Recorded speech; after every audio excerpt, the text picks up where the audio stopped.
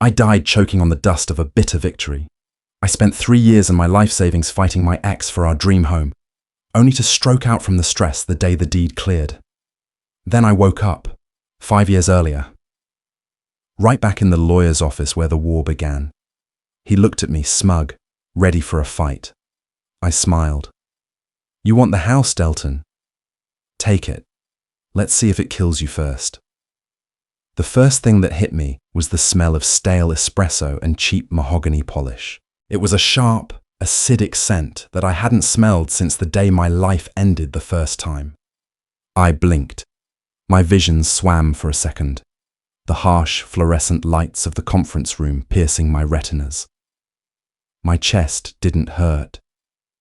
The crushing, suffocating weight that had seized my heart in my final moments, the massive stress-induced coronary that had dropped me on the hardwood floors of the house I had fought so hard to keep, was gone. I sucked in a breath. It rattled in my throat. "Chrissy?" I turned my head. Sitting next to me was Arthur, my divorce attorney. He looked younger. The deep bags under his eyes that I remembered from our endless, grueling court battles were merely shallow shadows now. He tapped his Mont Blanc pen against a stack of pristine legal documents. Across the wide, polished expanse of the table sat Delton.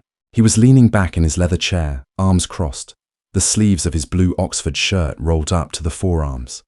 He had that look on his face, the one he always wore when he thought he held all the cards. A mix of profound entitlement and a thin, greasy layer of pity. Next to him was his bulldog of a lawyer, a man whose name I couldn't remember and didn't care to. "I know this is difficult, Chrissy," Delton said. His voice was smooth, practiced. The voice of a man who had rehearsed his empathy in the rearview mirror of his Audi. "But I put the down payment on the Oak Creek house. My bonus paid for the renovations. It's only fair that I retain the property. You can have the liquid assets in the joint savings, but I'm not budging on the house." I stared at him. The sheer surrealism of the moment washed over me like ice water. I was back. I was sitting in the initial mediation session. October 14th. In my previous life, this was the exact moment I lost my mind. This was the moment I had slammed my hands on the table, screamed about his infidelity, about the years I had sacrificed building his career while my own stagnated. This was the day I dug my heels in and swore I would bleed him dry before I let him keep the house where he had been sleeping with his 24-year-old marketing assistant. That decision had cost me 3 years of litigation, $70,000 in legal fees, my sanity, and ultimately, my life. I had won the house. I died in it 3 hours after the final paperwork was signed. I looked at the documents on the table. Then I looked at Delton. His jaw was set. He was waiting for the explosion. He wanted the explosion. He wanted me to scream and cry so he could look at his lawyer, roll his eyes, and solidify his internal narrative that I was the hysterical, unreasonable ex-wife, and he was the victim. I didn't give it to him. I leaned forward, folding my hands neatly over the manila folder in front of me. I felt the pulse in my wrists, steady, calm. "Okay," I said. The silence in the room was absolute. You could hear the hum of the HVAC unit kicking on. Delton's brow furrowed. "Okay, what?" "Okay, you can have the house," I said. My voice sounded foreign to me. It was devoid of the bitter edge that had defined my tone for the last decade. It was just flat. Fact. Arthur snapped his head toward me, his chair squeaking loudly in the quiet room. "Chrissy, hold on. We haven't discussed this. The equity in that property is substantial.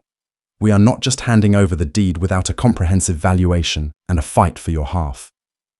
"Arthur," I said, putting a hand on his arm. "Stop." I looked back at Delton. His arms were no longer crossed. He was leaning forward now, his eyes darting across my face, searching for the trap. He knew me too well. He knew I fought for what was mine.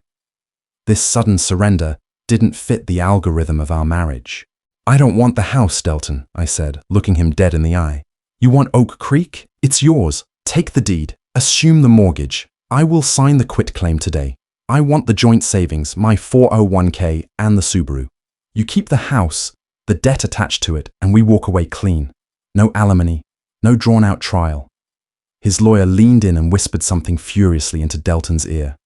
Delton waved him off, his eyes never leaving mine. "Why?" Delton asked, his voice stripped of its earlier polish. "Because I'm tired," I lied.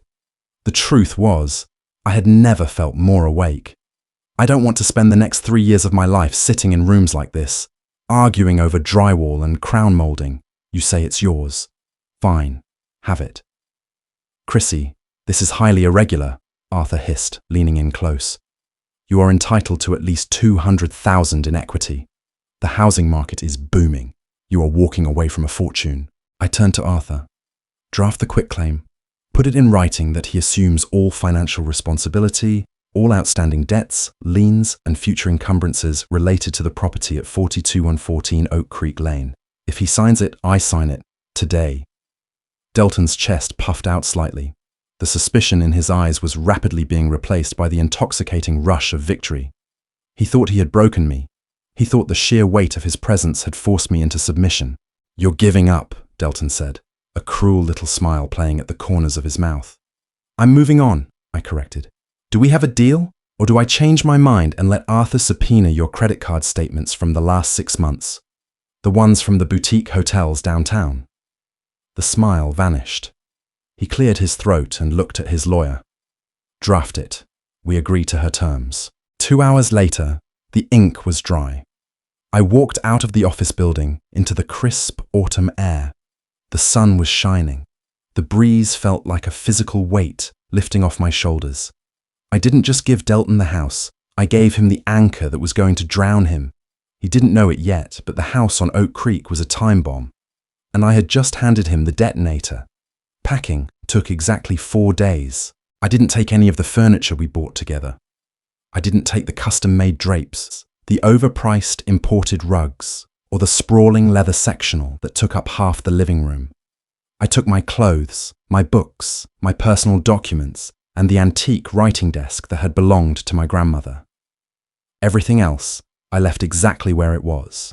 The house on Oak Creek was objectively beautiful, 4,000 square feet of modern farmhouse aesthetic, nestled at the base of a rolling hillside.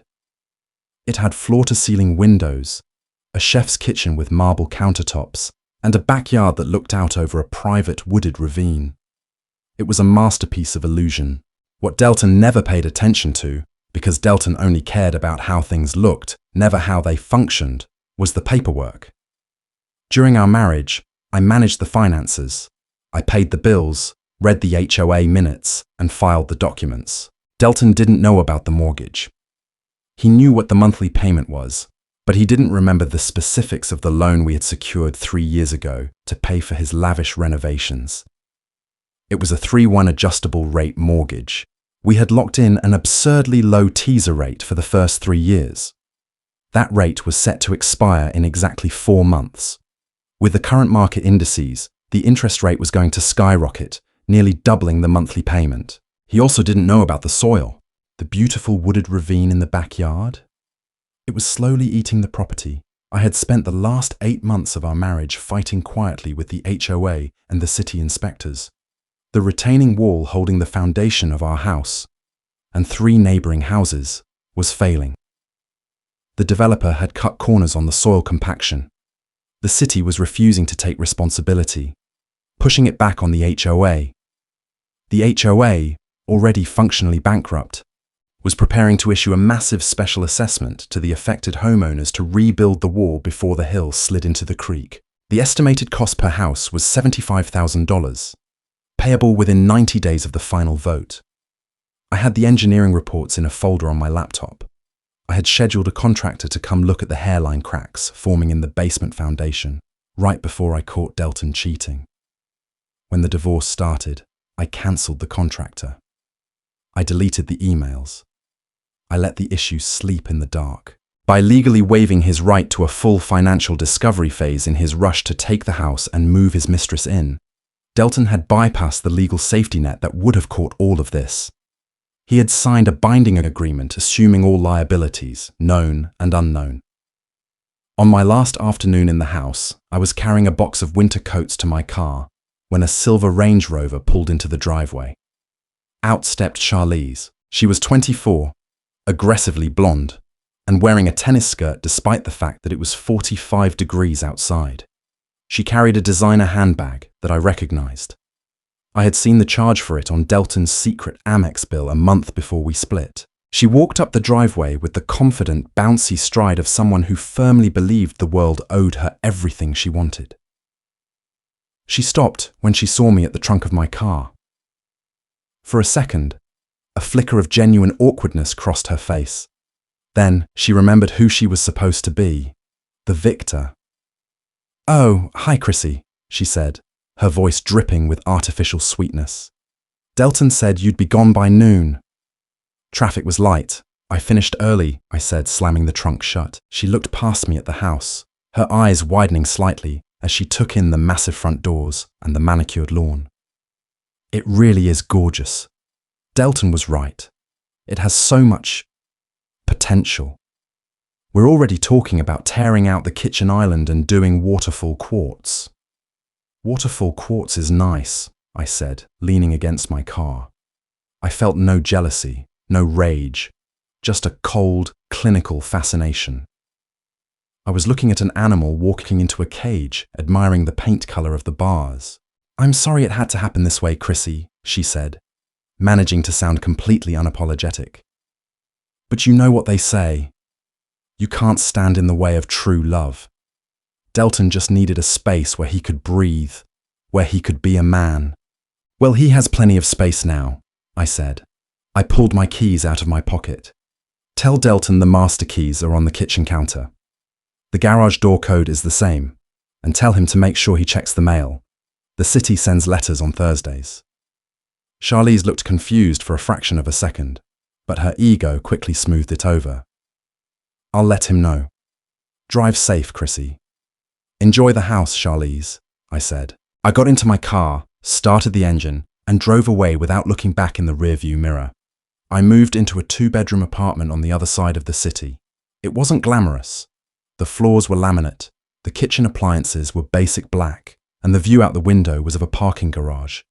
But it was cheap, it was structurally sound, and it was mine.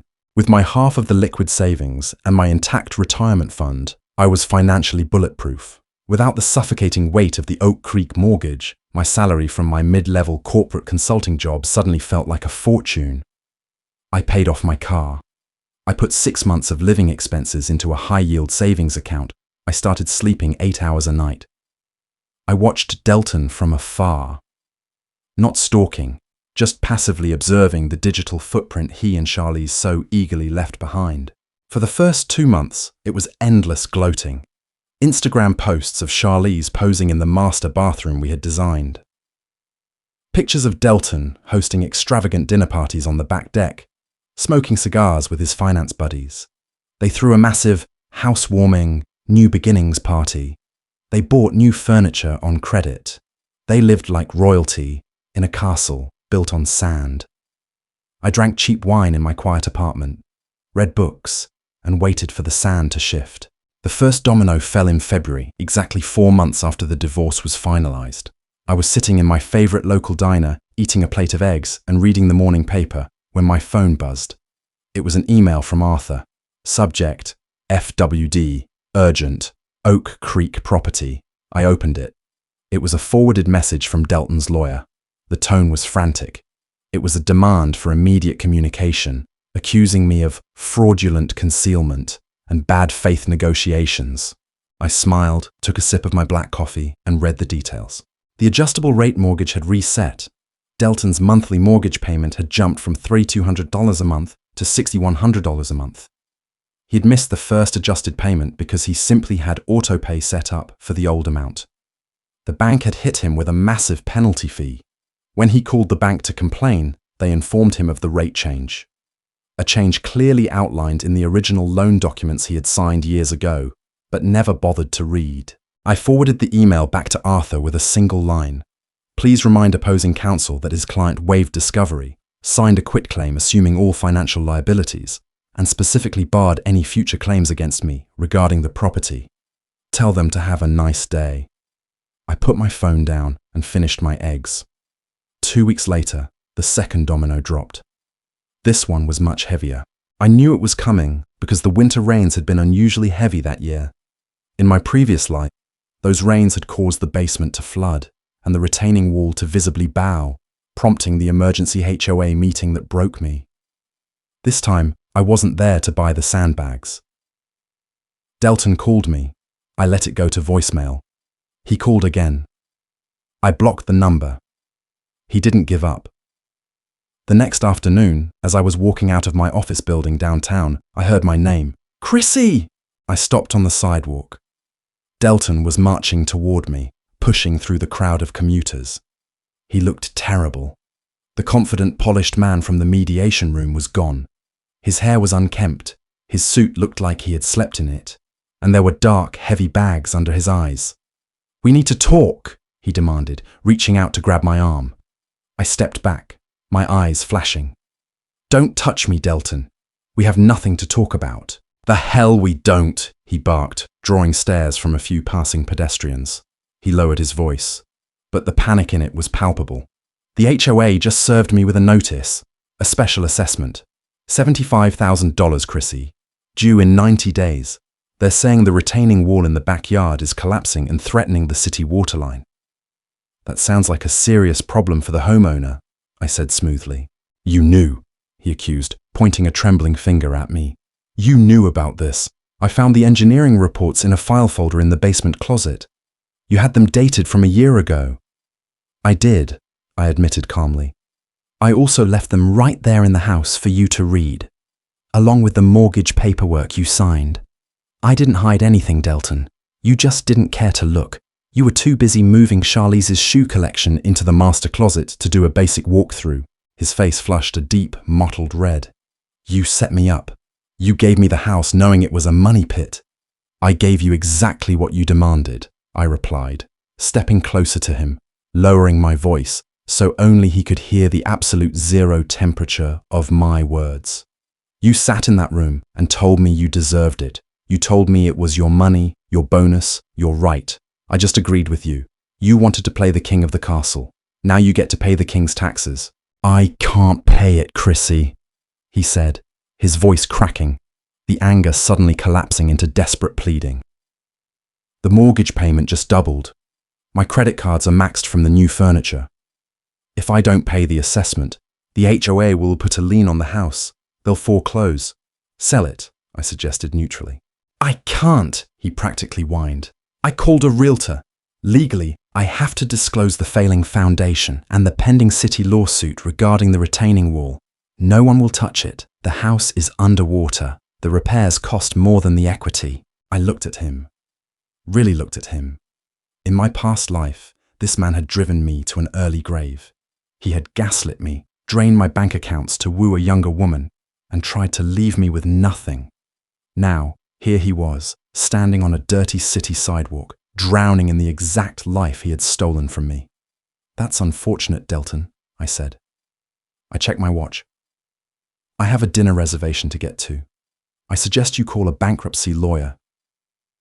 I turned and walked away.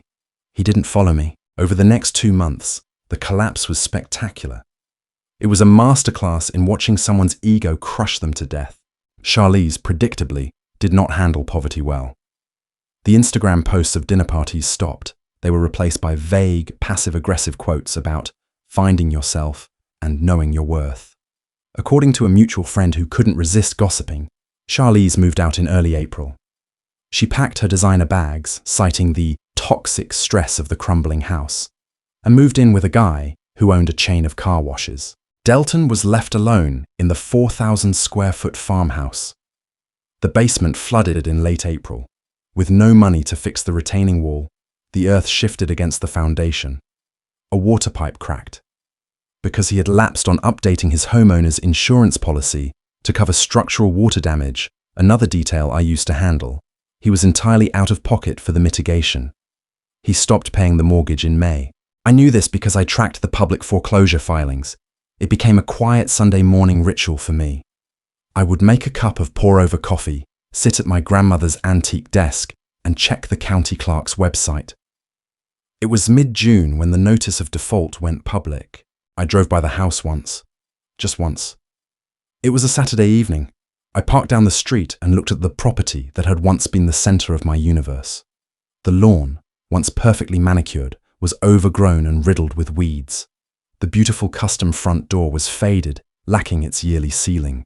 There was a massive, ugly blue tarp draped over the side of the house where the earth had begun to noticeably sink, exposing the raw concrete of the failing foundation. Through the front window, there were no lights on. The power company had likely shut off the electricity. I sat in my car, listening to the quiet hum of the engine. I thought about the hospital bed. I thought about the monitors flatlining. I thought about the 3 years of my life I had wasted fighting for a pile of wood and debt just to prove I hadn't been defeated. I put the car in drive and pulled away from Oak Creek forever. I felt nothing but a profound, unshakable peace. That's the beauty of giving someone enough rope. You don't have to do a thing but watch them tie the knot. Delton got the house, the girl, and the status. Now, he's drowning in it. If you want to hear how the rest of his dream life falls apart, and how I built an empire from the ashes, hit the like button, subscribe, and drop a comment below. Part 4 is coming, and trust me, the eviction gets ugly. August hit the city like a wet wool blanket. The heat was oppressive, the kind that made the asphalt shimmer and the air taste like exhaust. I was sitting in an air-conditioned corner office on the 14th floor of my firm, reviewing a quarterly risk assessment for a new client. My name was on the door now. Senior Director of Strategy. In my first life, I had stalled at middle management. My ambition had been entirely consumed by the black hole of Delton's demands. I had spent my evenings editing his presentations, managing his social calendar, and fighting the endless, low-level anxiety that came with being married to a man who always needed more. When the divorce began, the litigation became my second full-time job. This time, the vacuum left by Delton's absence was filled with raw, unadulterated focus. Without the stress of the Oak Creek mortgage hanging over my head, I took risks at work. I pitched bold strategies. I stopped apologizing for my ideas. When you've literally died from stress, the threat of a client rejecting a proposal doesn't exactly elevate your heart rate. My career didn't just grow, it exploded. My phone buzzed on the glass desk. It was Arthur. I picked it up, leaning back in my ergonomic chair. "Tell me you have good news, Arthur." That depends on your definition of good, Chrissy," Arthur said. I could hear the distinct sound of ice clinking in a rocks glass, even though it was only 2 in the afternoon. "Delton is trying to sue you." I let out a short, genuine laugh. "On what grounds? Hurt feelings?" He hired a discount litigator from a strip mall in the suburbs. They filed a motion this morning to reopen the divorce settlement. They're claiming fraudulent inducement. They want to argue that you deliberately withheld material facts about the structural integrity of the Oak Creek property to saddle him with unmanageable debt. I spun my chair to look out the window at the city skyline. And it's a joke," Arthur snorted. "I already spoke to the judge's clerk. We have the signed quitclaim. We have his explicit waiver of the discovery phase. We have the emails where his previous shark of a lawyer demanded we skip the independent appraisal to expedite the transfer. He literally signed a document titled Assumption of All Known and Unknown Liabilities. The judge is going to throw this out with prejudice. I just needed to let you know formally." "Let it go to a hearing," I said. There was a pause on the line. "Chrissy, I can get this dismissed on Monday via a simple motion. Going to a hearing will cost you an hour of my time." "Why drag it out?" "Because I want to see him," I said. My voice was calm. I want him to have to stand in front of a judge and admit out loud what he did. Schedule the hearing, Arthur." 2 weeks later, we walked into the county courthouse. The air in the courtroom was stale, smelling of floor wax and old paper. I wore a tailored charcoal suit that I had bought to celebrate my promotion. I felt grounded, solid. Delton looked like a ghost. He sat at the petitioner's table, nervously bouncing his knee. His suit hung loosely on his frame. He had easily lost 20 pounds. The arrogant, slicked-back veneer of the successful finance bro was entirely gone. His hair was thinning. His skin had a grey, sallow quality. Beside him sat his new lawyer, a nervous-looking man in a shiny, cheap suit who kept aggressively shuffling papers to feign competence. The judge, a no-nonsense woman with sharp eyes and zero patience for frivolous litigation, called the docket. Delton's lawyer stood up, clearing his throat loudly. He launched into a rambling, impassioned speech about equity and fairness. He painted Delton as a victim of a calculated, malicious scheme by a vindictive ex-wife. He talked about the collapsing retaining wall, the predatory variable interest rate, and the crushing HOA assessment. Your Honor, my client was deceived. He was handed a poisoned chalice, the lawyer proclaimed, pointing a dramatic finger in my direction. The judge didn't even look at me. She looked over her reading glasses at Delton's lawyer. Counselor, the judge interrupted, her voice cutting through the theatrics like a scalpel. Did your client sign a waiver of discovery? Well, yes, Your Honor, but did your client sign a quitclaim deed explicitly assuming all financial encumbrances, known and unknown? Under duress, Your Honor, he believed.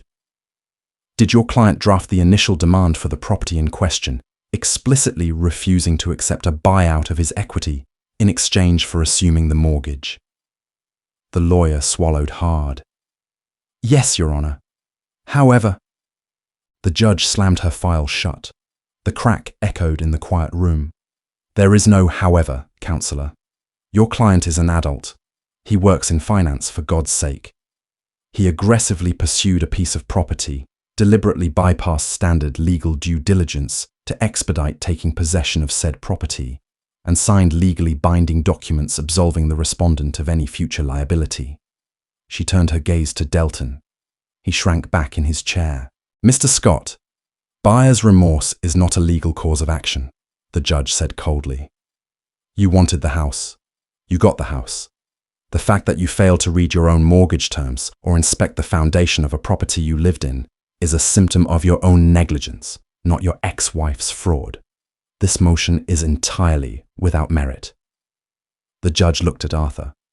Counselor, are you seeking sanctions for frivolous filing? Arthur glanced at me. I gave a microscopic shake of my head. No, Your Honor, Arthur said smoothly. My client simply wants to move on with her life. Motion dismissed with prejudice, the judge barked, striking her gavel. Have a good day. I stood up, buttoned my jacket, and picked up my briefcase. I walked past Delton's table. He didn't look up. He was staring blindly at the scarred wooden surface of the table, his hands trembling slightly. He had nothing left to fight with. The illusion was shattered. By September, the bank officially foreclosed on Oak Creek, but the misery didn't end there for Delton. The HOA, desperate to fix the retaining wall before the autumn rains brought the hillside crashing into the ravine, didn't just let him walk away. Because the special assessment was levied while his name was on the deed, they sued him personally for the $75,000. They won a default judgment. They garnished his wages. His boutique finance firm, which prided itself on the pristine reputations of its brokers, did not appreciate the messy, public garnishment of their employees' wages. Combined with his plummeting performance over the last 6 months, they quietly let him go. I heard about the firing through the grapevine. I didn't celebrate. I didn't pour a glass of champagne. I just went to the gym, ran 5 miles, and slept soundly through the night. The final closure came the following spring. I was in the market for a new home. I had spent 2 years renting, stacking cash, and watching the housing market cool. I wasn't looking for a mansion. I didn't want a sprawling farmhouse or a status symbol. I wanted a sanctuary. My real estate agent, a sharp woman named Valerie, sent me a list of properties on a Tuesday morning. I was scrolling through the listings on my iPad while drinking my morning tea when one of the addresses made my heart skip a beat. 4214 Oak Creek Lane. It was listed as a bank-owned property. The asking price was a joke. It was listed for 40% less than what Delton and I had originally paid for it, and roughly half of what Delton owed the bank when they foreclosed. I clicked on the photos. I braced myself, expecting a wave of phantom pain in my chest. Nothing came. Only a morbid curiosity. The photos were bleak. The bank hadn't bothered to stage it. The custom hardwood floors were warped and buckling near the kitchen, a clear sign the water pipe burst had caused extensive, lingering damage. The drywall in the living room was cracked, following the agonizing stress lines of the failing foundation. The backyard was a wasteland. The beautiful wooden deck Delton used to stand on to smoke cigars was visibly tilted, the earth beneath it giving way to the ruined retaining wall. It wasn't a home anymore. It was a liability, a carcass. The listing description was brutally honest, mandated by state law. Property requires massive structural rehabilitation. Failing retaining wall. Severe foundation damage. Cash buyers only. Sold strictly as is. I closed the tab. I felt no desire to buy it back. You don't try to resurrect the thing that killed you. You just step over the grave and keep walking. Instead, I bought a classic, meticulously maintained brick Tudor in a quiet, established neighborhood on the north side of the city. It was half the size of the Oak Creek house. It had a modest, flat backyard, mature oak trees, and a slate roof that would last a century. I put 40% down in cash. My mortgage was less than my rent had been. It was a home built on bedrock. Moving day was quiet. I hired a crew, directed traffic, and spent the evening unpacking boxes in my new, cozy kitchen. I ordered Thai takeout. I sat on the floor, eating pad Thai out of the carton with chopsticks, listening to the quiet hum of my new refrigerator. There were no ghosts here, no echoes of screaming matches, no ticking time bombs beneath the floorboards. Just me. I saw Delton one last time. It was entirely by accident. It was late October, almost exactly 3 years since the day I woke up in the lawyer's office. I was downtown, picking up a coffee before a morning client meeting. The cafe was crowded, full of people in sharp coats hiding from the crisp wind. I was waiting by the pickup counter when the bell over the door chimed. I looked up. Delton walked in. He didn't see me at first. He stood in line, shoulders hunched, staring blankly at the menu board. He was wearing a faded, off-the-rack suit that was a size too big. The expensive haircut was gone, replaced by a cheap barber's trim. But it was his face that struck me. The arrogance was completely hollowed out. His eyes were dull, exhausted, carrying the heavy, permanent exhaustion of a man who was drowning in a sea of debt and regret. According to LinkedIn, he was working as a mid-level account manager for a logistics company in the industrial district. A massive step down from his flashy finance days. The wage garnishments, the bankruptcy filing, the sheer public humiliation of his financial collapse. It had ground him into dust. He stepped up to the register. He ordered a small drip coffee. No espresso. No fancy macchiato. As he turned to wait, his eyes swept over the crowd and landed on me. He froze. For a long, stretched-out second, the bustling noise of the cafe seemed to drop away. We just looked at each other. I didn't glare. I didn't smirk. I just looked at him with the mild, detached recognition you give a stranger you bumped into on the subway a week ago. I saw the memory flash in his eyes. He saw the tailored cashmere coat I was wearing. He saw the relaxed, upright posture. He saw the absolute lack of bags under my eyes. He remembered the woman he had tried to break, the woman he thought he had outsmarted in that conference room 3 years ago. He looked away first. He dropped his gaze to his scuffed shoes, his shoulders slumping even further. He stepped back into the corner, making himself as small as possible, desperate to avoid my presence. "Latte for Chrissy?" the barista called out. I stepped forward, picked up my cup, and dropped $1 in the tip jar.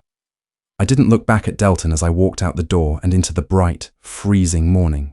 In my first life, I thought winning meant keeping the prize. I thought it meant standing in the empty rooms of the Oak Creek house, holding the deed, proving to the world that I couldn't be conquered. I let my ego and my rage blind me to the reality that some prizes are just traps covered in gold leaf. I died for that house, but waking up gave me the ultimate clarity. Real power isn't about destroying your enemies in a spectacular explosion of fire and ruin. Real power is having the absolute discipline to hand them the very thing that will destroy them, and then quietly walking away to build your own empire in the peace they left behind. Delton fought for the house. He won it, and it buried him alive. That's how you win, not by fighting for the wreckage, but by letting them sink with the ship while you swim to a better shore.